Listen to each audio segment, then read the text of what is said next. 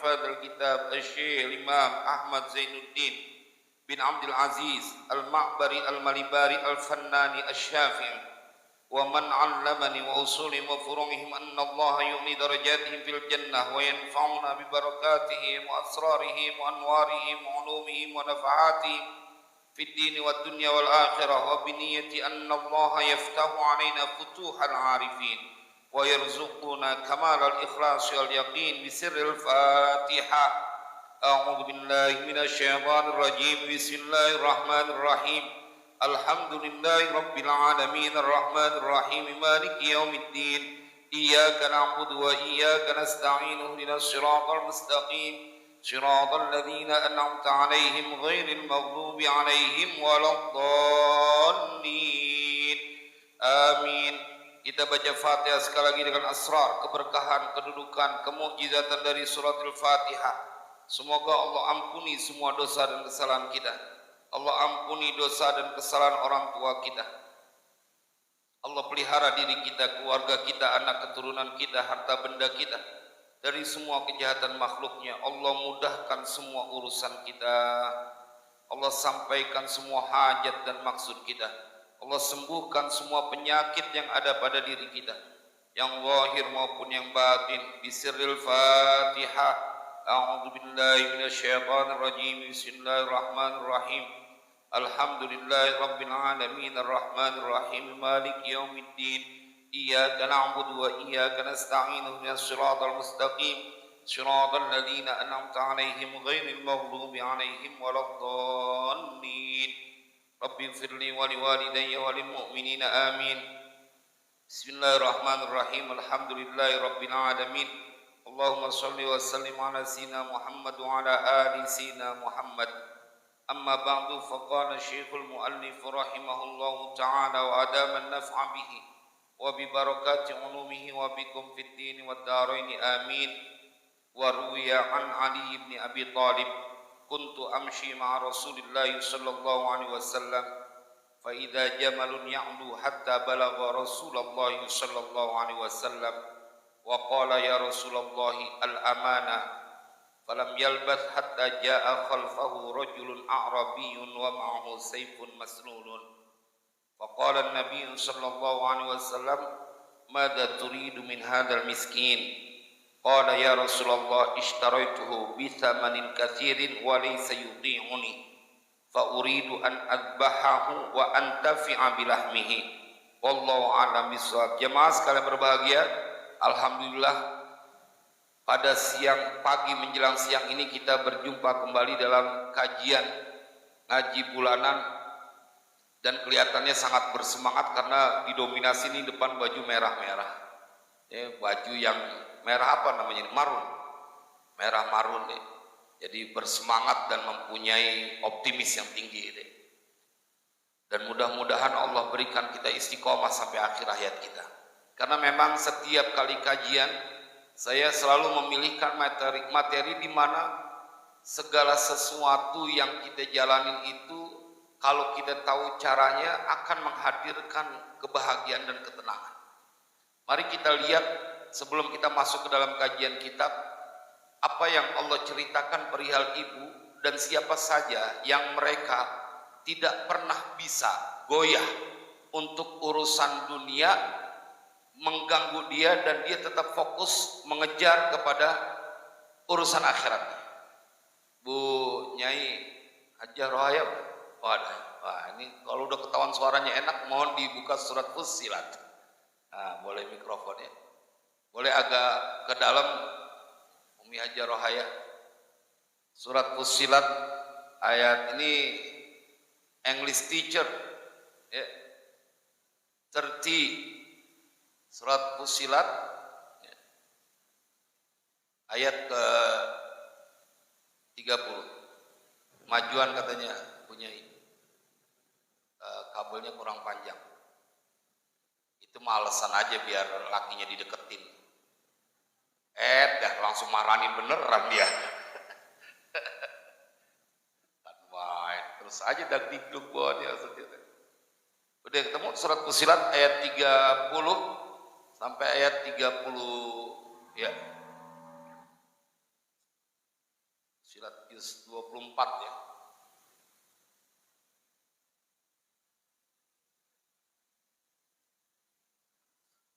Surat Fussilat.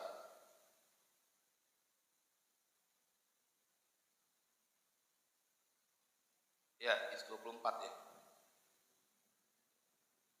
Ayat ke-30-nya. Bawah, itu ke atas. Lewat. 30 dah ketemu? Sudah. Ini kalau beliau baca nih pengennya sampai surat Al-Ikhlas ini. Ayat 30 sampai 32 Umi Hajar Rohaya. A'udzu billahi minasy syaithanir rajim.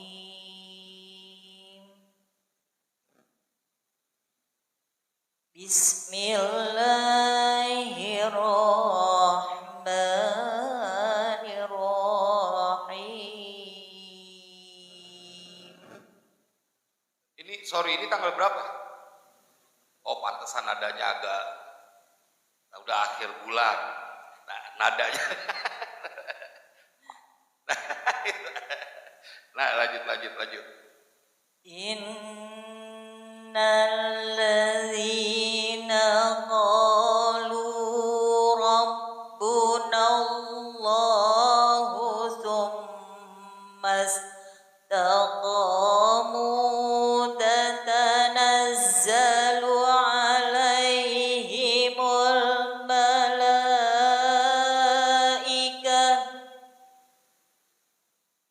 tatanazzalu alaihimul malaikatu alla takhafu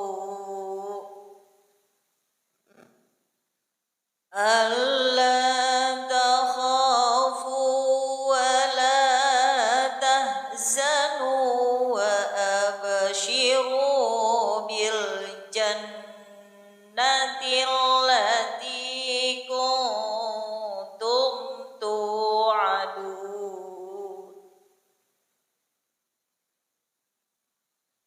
Nahnu awliyaukum fil hayatid dunya wa fil akhirah wa lakum fiha ma tashtahi anfusukum wa lakum fiha ma tad'un. Satu ayat lagi. Nuzulam min ghafurir rahim. Sadaqallahul azim. Boleh terjemahnya Umi Hajar Rohaya. Ini perihal kita yang dijamin oleh Allah, perihal ibu-ibu yang dijamin oleh Allah, dan tidak akan ada keraguan di dalamnya, karena yang kita baca, yang kita dengar barusan adalah ayat Al-Quran yang la raiba fi, tidak ada keraguan di dalamnya. Nah, Ustazah, boleh dibaca terjemahnya pakai bahasa Indonesia aja. Sesungguhnya orang-orang yang berkata, Tuhan kami adalah Allah, kemudian mereka meneguhkan pendirian mereka, maka malaikat-malaikat akan turun kepada mereka dengan berkata, janganlah kamu merasa takut, dan janganlah kamu bersedih hati, dan bergembiralah kamu dengan memperoleh surga yang telah dijanjikan kepadamu. Coba lihat, ini tentang kita, bukannya kata saya. Kata Al-Quran buat mereka, innalladzina qalu rabbunallah tsumma istaqamu. Ini Al-Quran yang bercerita bahwa mereka yang berkata Allah sebagai Tuhannya, kemudian mereka berpegang teguh apapun yang sedang dia hadapi, dia tidak pernah merasa sendirian. Apapun yang sedang dia rencanakan, dia selalu menjadi orang yang optimis. Kenapa? Karena dia sudah berkata innalladzina qalu rabbunallah tsumma istaqamu. Berpegang teguh. Dia nggak menoleh ke kiri dan ke kanan. Dia tahu betul bahwa Allah tidak akan pernah mengecewakan hambanya. Bahkan dia Allah menyayangi hambanya melebihi siapapun yang ada di dunia ini. Innalladzina qalu rabbunallah tsumma istaqamu tatanazzalu alaihimul malaikatu alla takhafu wa la tahzanu. Nggak boleh takut, nggak boleh sedih. Engkau hadir di majlis taklim Istana Al-Quran 4 Raudhatun Nikmah adalah sebuah bukti bahwa engkau menjadikan pengakuan tentang Allah sebagai Tuhanmu bukan hanya dengan lisan, tetapi juga dengan pembuktian sebagai ejawantah dari keyakinan yang kau miliki bahwa kesibukan apapun yang dihadapi, kalau udah hari Senin ada panggilan majlis taklim, atau di hari apapun kau datang untuk hadir di majlis taklim, maka sesungguhnya itu bukti engkau bukan hanya mengucapkan Allah sebagai Tuhanmu, tetapi engkau meneguhkan dan tidak pernah bisa tergoyahkan apa yang disampaikan oleh Allah dalam Al-Quran. Malaikat turun dan memberikan motivasi. Ente jangan takut, ente jangan sedih. Ada sebuah kegembiraan, yakni surga yang dijanjikan untukmu. Ada orang yang berkata kemudian, Ustaz, kita hidup di dunia, kita perlu sebuah jaminan tentang apa yang kita jalani di dunia ini. Baik, ayat lanjutannya menjadi jawaban yang akan dibacakan terjemahan. Ayat 31. Kamilah pelindung-pelindungmu. Kamilah pelindung-pelindungmu. Nah, dalam kehidupan dunia dan akhirat. coba lihat. Kamilah pelindung-pelindungmu dalam kehidupan dunia dan kehidupan akhirat. Bukan cuma di akhirat, tetapi di dunia Allah menjadi pelindung. Yang menawarkan diri adalah Dia langsung yang maha gagah. Kami yang menjadi pelindung kalian. Siapa yang bisa mendatangkan bahaya? Siapa yang bisa mendatangkan kesedihan? Kalau kemudian engkau dalam perlindungan dari Allah. Nahnu awliya'ukum. Lanjut saja. Di dalamnya syurga, kamu memperoleh apa yang kamu inginkan dan memperoleh apa yang kamu minta. Jadi apaan aja yang akan kau minta kalau sudah berada di dalam syurga, karena tidak diceritakan tentang kebahagiaan dunia. Cukup ketika Allah memberitahukan kami menjadi pelindungmu, dipastikan engkau dalam keadaan bahagia, dilindungi oleh Dia yang maha kaya. Berapa banyak orang yang kemudian hilang rasa takut dan sedihnya ketika mempunyai kenalan atau orang dekat yang dia punya kedudukan atau dia punya kekayaan.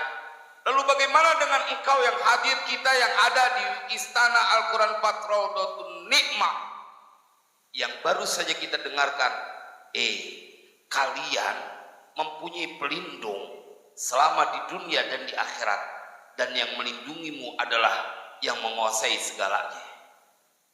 Langsung diceritakan, kalau di dalam surga ente bisa mendapatkan apa saja yang kau inginkan, apa saja. Bahkan sesuatu yang dulu di dunia tidak pernah terbayang akan kau dapatkan pada saat kesenangan yang kekal di dalam surganya Allah Jalla Jalaluhu. Kita boleh satu ayat lagi terus saja.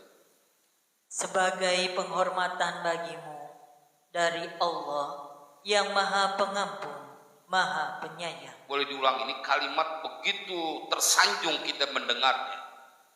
Sebagai penghormatan bagimu dari Allah yang maha pengampun, maha penyayang. Saat kita mendapatkan sebuah jaminan, kami sebagai pelindungmu dalam kehidupan dunia dan di akhirat, itu adalah bentuk penghormatan Allah kepada mereka yang kembali kepada ayat sebelumnya, innalladzina qalu rabbunallah tsumma istaqamu.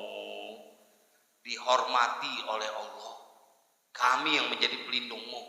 Dan itu disampaikan semua yang didapatkan dan dijanjikan oleh Allah itu adalah sebagai penghormatan yang kau dapatkan, dan penghormatan itu dari Dia yang maha sempurna. Sallu ala Nabi, sallu ala Nabi. Enak betul jadi umat Nabi Muhammad yang diwariskan Al-Quran. Jemaah, maka ini perlu saya berkali-kali untuk meyakinkan bahwa kita adalah orang-orang yang diistimewakan, diceritakan di dalam Al-Quran. Makanya kita ngaji ini akan menjadi penguat. Lihat, tidak akan pernah ada kesusahan yang kau dapatkan bila sudah menjadi orang yang dekat dengan yang Maha Rahman. Kita masuk ke dalam bacaan kitab. Bismillahirrahmanirrahim. Wa ruya an Ali bin Abi Thalib, dan diriwayatkan dari Ali bin Abi Thalib, kuntu amshi ma'a Rasulillah sallallahu alaihi wasallam. Beliau bercerita, adalah aku berjalan bersama baginda Rasulullah. Kalau ngebaca hadis yang kayak begini, seketika langsung hadir sebuah kerinduan yang begitu kuat. Nikmat betul bisa berjalan di samping baginda Rasulullah sallallahu alaihi wasallam. Sayyidina Ali bin Abi Thalib bercerita, kuntu amshi ma'a Rasulillah sallallahu alaihi wasallam fa idza jamalun ya'du hatta balagha Rasulullah sallallahu alaihi wasallam. Maka tiba-tiba ada seekor unta yang berlari dan dia sampai kepada Rasulullah. Wa qala, dan unta itu berbicara. Jadi bukannya bahasa semut, bahasa onta kan yang lagi rame bahasa semut tuh wamakoli bahasa semut. Ini unta berbicara, dia lari begitu sampai kepada Rasulullah, dia berhenti dan berkata, ya Rasulullah, wahai utusan Allah, al-amanah, al-amanah. Kalau dalam kajian ilmu nahwu ketemu kalimat begini, berarti ada jumlah yang dibuang. A'tini al-amanah, al-amanah. Takdirnya, ya Rasulullah, berikan kepadaku rasa aman, rasa aman. Hewan aja ibu tahu kalau sudah bersama Rasulullah, maka dia akan mendapatkan keamanan. Bagaimana dengan ibu yang baca tadi sholawat, kemudian baca maulid, menjadi orang yang mendapatkan keamanan dari lantaran kita cinta kepada baginda Rasulullah. Pada saat ini hewan unta berbicara, ada orang yang berkata, apa iya hewan bisa berbicara? Gampang betul kalau Allah ingin menunjukkan kekuasaannya. Hewan berbicara kepada Nabi, seekor unta meminta keamanan dari baginda Rasulullah. Ya Rasulullah, al-amanah, al-aman. Falam yalbath hatta jaa khalfahu rajulun a'rabiyyun wa ma'ahu sayfun maslulun. Maka tidak terlalu lama kemudian datang di belakangnya menyusul seorang dari bangsa Arab Badui, dan bersamanya sayfun maslulun, ada sebuah pedang yang terhunus. Jadi di belakangnya ada orang Arab Badui yang ngejar ini onta dengan memegang sebilah pedang yang sedang terhunus, udah terlepas dari sarungnya. Faqala Nabi sallallahu alaihi wasallam, maka bersabda Nabi sallallahu alaihi wasallam, "Madza turidu min hadzal miskin?" Apa yang kau inginkan dari ini hewan yang dalam kesusahan, yang dia sedang lari meminta keamanan? Ditanya sama Nabi kepada orang Arab Badui itu, apa yang kau inginkan terhadap seekor hewan yang sedang dalam kesusahan ini? Jemaah sekalian berbahagia, apa yang dikatakan oleh ini orang yang menghunuskan pedang? Ya Rasulullah, wahai utusan Allah, ishtaraituhu bithamanin katsirin. Aku telah membeli hewan unta ini dengan harga yang mahal. Rupanya yang ngejar ini pemiliknya. Onta itu dikejar oleh pemiliknya, kabur mendatangi baginda Rasulullah. Onta aja tahu bahwa pada saat sedang terancam, dia mendatangi baginda Rasulullah dia meyakini dirinya akan mendapatkan keamanan. Kenapa? Karena yang dia datangi adalah manusia yang paling disayang, yang paling dihormati oleh Allah di permukaan bumi ini. Jadi kalau onta aja dia datang kepada Rasulullah, maka yang kita lakukan adalah sesuatu yang paling tepat.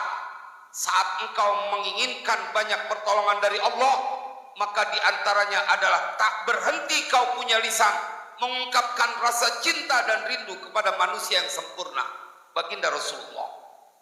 Kata ini seorang yang mengejar ontanya itu, aku telah membelinya dengan harga yang mahal ya Rasulullah. Walaysa yuti'uni, dan tidak ada apa itu onta yuti'uni, mentaatiku, nggak nurut. Jadi dia kesel, nih onta kagak nurut, disuruh dibeli mahal kagak nurut. Nanti kita ambil hikmahnya. Fa uridu an azbahahu wa antafi'a bilahmihi, maka aku menginginkan untuk menyembelihnya dan aku ingin mengambil manfaat dari dagingnya. Disuruh-suruh kagak pernah mau nih onta, beli mahal, kebangetan sewot, mendingan dia mau sembelih, ketahuan dagingnya bisa dinikmatin. Kebangetan sewot yang punya, gua beli mahal-mahal nggak ada manfaatnya. Jamaah, faqala an-nabiyyu sallallahu alaihi wasallam lil jamali, maka bersabda Nabi sallallahu alaihi wasallam, yakni bertanya Nabi lil jamali kepada onta itu, lima ta'sihi, onta, kenapa engkau durhaka sama pemilikmu? Artinya yang punya onta, kenapa engkau nggak nurut sama majikanmu? Dia udah beli mahal, kenapa kau tidak mentaati perintahnya? Jemaah, apa jawaban dari onta itu? Ya Rasulullah, wahai utusan Allah, lastu aksihi, aku tidak mendurhakainya. Li'anni lastu aqdiru alal amal, karena aku tidak berkuasa, tidak mampu atas bekerja. Kata ini onta, ya Rasulullah, aku durhaka sama yang punya majikanku, yang punya onta ini, bukan karena aku nggak mampu buat bekerja apa yang dia suruh. Walakin, nanti dia sebabnya. Walakin aksihi li'annal qabilatal lati ana fiha yanamuna an salatil isya'il akhirati. Dan akan tetapi aku mendurhakai, nggak nurut ama pemiliknya, li'annal qabilata, karena satu qabilah, allati ana fiha, yang aku berada di dalam qabilah itu, bersama qabilah itu, yanamuna an salatil isya'il akhirati, karena mereka semuanya tidur dari salat isya. Isya'il akhirah yakni isya, salat isya. Kalau isya awal berarti dia salat maghrib. Karena satu qabilah di mana aku berada bersama majikanku ini, semuanya mereka tidur sebelum melaksanakan sholat isya. Apa yang jadi alasannya? Falau ahadaka an yusalliyal isya al akhirah ahadtuka an la aksihi ma dumtu hayya. Kalau ini orang mau berjanji kepadamu ya Rasulullah bahwa dia akan sholat isya, niscaya aku berjanji kepadamu ya Rasulullah tidak akan pernah durhaka kepada dia selama aku hidup. Jadi kata onta ini, bukannya aku nggak punya kemampuan buat mengerjakan perintahnya, tapi karena dia dan qabilahnya yang aku bersamanya ternyata nggak pada sholat isya, nggak pada sholat isya. Kalau dia mau janji mau sholat isya, maka aku berjanji kepadamu ya Rasulullah tidak akan pernah durhaka madum tuhayya, selama aku hidup kepada majikanku ini, kepada pemilik unta tersebut. Apa alasannya? Fa inni akhafu an yanzila alaihim adabun minallahi azza wa jalla fa akuna fihim. Aku takut bahwa akan turun atas mereka siksaan dari Allah dan aku bersama mereka. Coba lihat, kita ambil hikmahnya. Ini emang rada serem, tetapi ini banyak yang orang anggap enteng. Saya semalam ngisi pengajian bulanan juga. Kalau ada orang yang kagak sholat, maka tanyakan kepada mereka, emangnya Tuhan ente punya salah apa sama ente?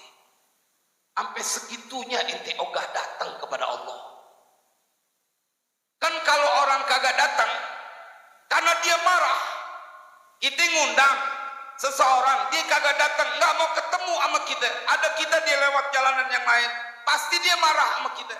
Pertanyaannya, saat engkau tidak mau datang ketemu Allah, Allah punya salah apa sama ente sehingga ente ogah ketemu dengan Allah? Wah, lempengan ini agak menusuk. Makanya satu malam, satu hari Ustaz Abi Sirajuddin datang ke rumah saya. Beliau sampai nangis. Beliau cerita bahwa satu keinginan beliau, aneh cuman pengen anak keturunan aneh nggak ninggalin sholat. Allah sampai nangis beliau. Beliau bilang, malu kita di depan Allah kalau kita punya anak yang kita biayain, yang kita sekolahin, yang kita cari nafkah siang dan malam, kagak kepengen anak kita susah. Ternyata dia berani melawan Allah, meninggalkan perintah yang harusnya dia lakukan. Makanya nggak habis pikir kalau ada orang yang kemudian menunda-nunda waktu sholat, apalagi sampai meninggalkan. Allah punya salah maaf apa sama ente, sampai segitunya ente ogah dipanggil hayya 'alas sholat. Yang memanggil adalah dia yang mengatur segala. Allah punya salah apa sama ente sehingga nggak mau datang menggelar sejadah, melaksanakan sholat, padahal Allah memanggil hambanya untuk datang kepadanya. Ini seekor hewan unta, dia kabur, dia takut kalau dia bersama dengan majikannya yang tidak melaksanakan sholat. Dia bilang, aku tidak melakukan perintah dari majikanku, bukan aku tidak punya kemampuan ya Rasulullah, tapi yang jadi masalah mereka tidak melaksanakan sholat isya. Ini sholat isya doang nih. Bagaimana dengan mereka yang nggak ada beban saat meninggalkan sholat berkali-kali?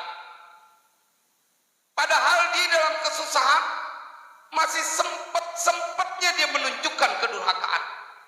Kalau orang lagi berlimpah rezeki, kali hidupnya lagi enak, dilupakan dengan kenikmatan, masih rada masuk akal walaupun kagak pantas, kudunya juga bersyukur. Udah hidup lagi susah, diundang oleh Allah, dia ogah-ogahan.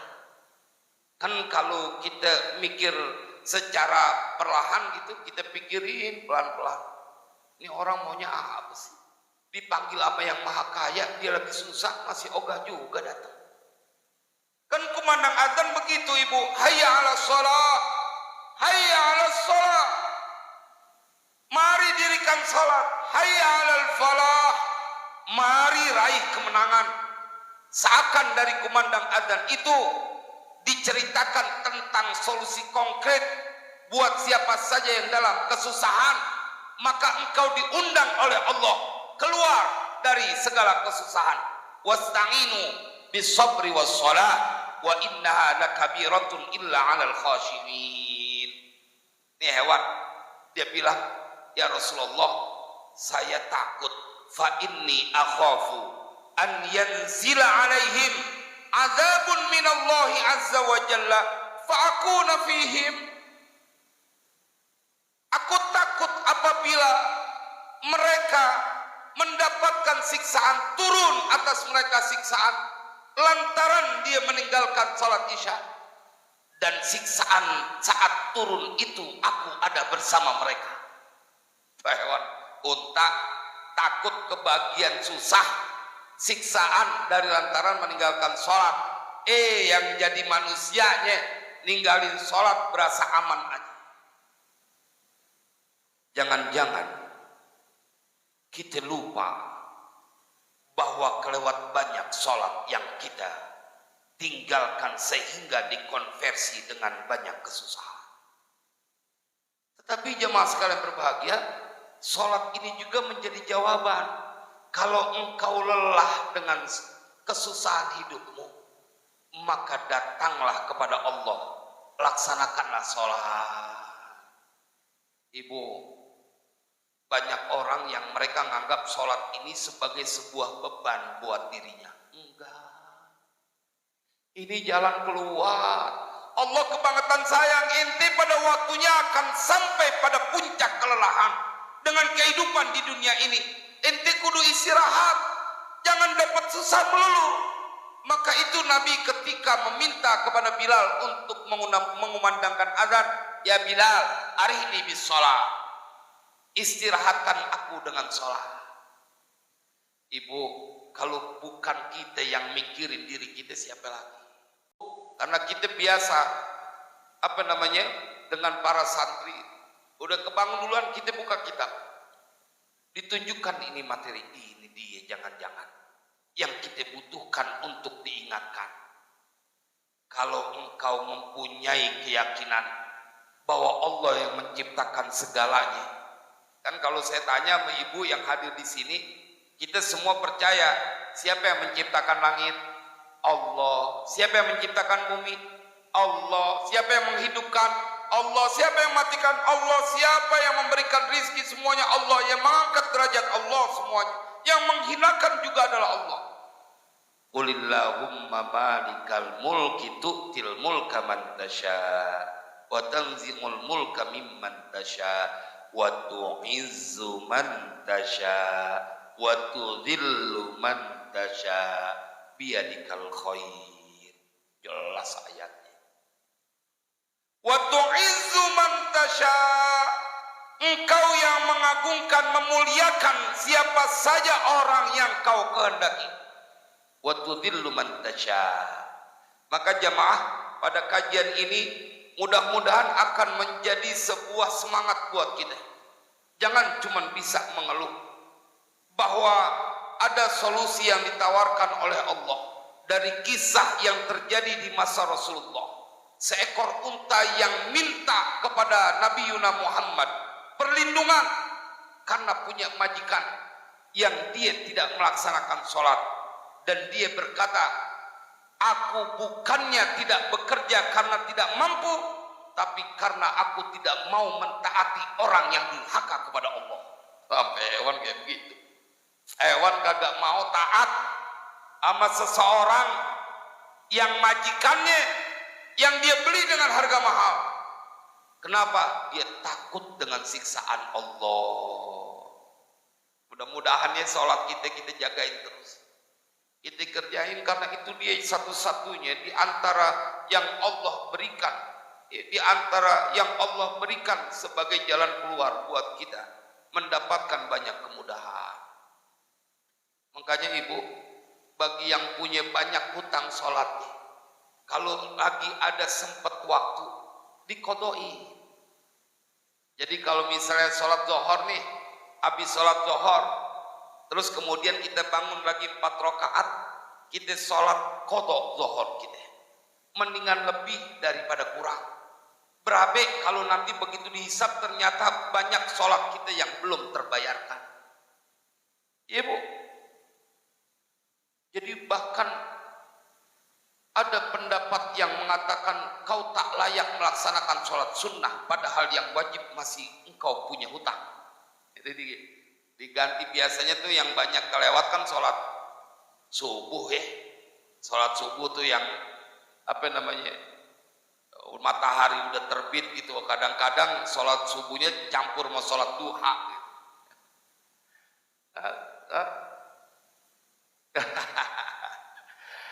Mudah-mudahan ini ada seekor unta yang dia ketakutan, fa inni akhafu an yanzila alaihim adabun minallahi azza wa jalla fa akuna fihim. Fa akhadha an-nabiy sallallahu alaihi wasallam al-ahda 'ala al-a'rabi an la yatruka sholata. Maka mengambil janji siapa Rasulullah atas orang Arab Badui itu, alal a'rabi an la yatruka sholata, bahwa dia tidak meninggalkan sholat. Dibikin janji dulu sama Nabi. Ente kalau mau nih onta balik lagi sama ente, nurut semua perintah ente, kudu janji ente nggak boleh ninggalin sholat. Wasallama ilaihi aljamala faraja'a ila ahlihi. Begitu selesai dia berjanji, Nabi serahkan itu ontaknya dan dia kembali bersama onta itu kepada keluarganya. Hikmah utama adalah menghadirkan rasa takut kepada Allah. Jangan kita cuman bisa menuntut, meminta hak kita kepada Allah karena kita makhluknya, kan Allah Maha Pemberi rizki, maka kita minta doa biar dikasih rizki. Tapi di waktu bersamaan engkau juga harus menunaikan hak Allah. Benar ibu, orang-orang kafir, orang-orang durhaka, mereka juga nggak sholat, nggak nyembah Allah, dapat rezeki. Iya, karena mereka dikasih kesenangan cuma di dunia yang puluhan tahun. Berapa puluh tahun sih di dunia? Tapi mereka akan mendapatkan siksaan, kesusahan pada saat di alam barzakh, pada saat mereka nanti dibangkitkan. Dan kita yang hadir di tempat ini adalah orang yang diajarkan oleh Nabi dengan sebuah redaksi doa. Rabbana atina fid dunya hasanah wa fil akhirati hasanah wa qina adzabannar. Dunianya bahagia, akhiratnya bahagia. Kalau dunia dijamin bahagia, akhirat bahagia, enak apa kagak? Kalau udah enak, maka kita cukupkan kajian sampai di sini. Wassalamualaikum warahmatullahi wabarakatuh.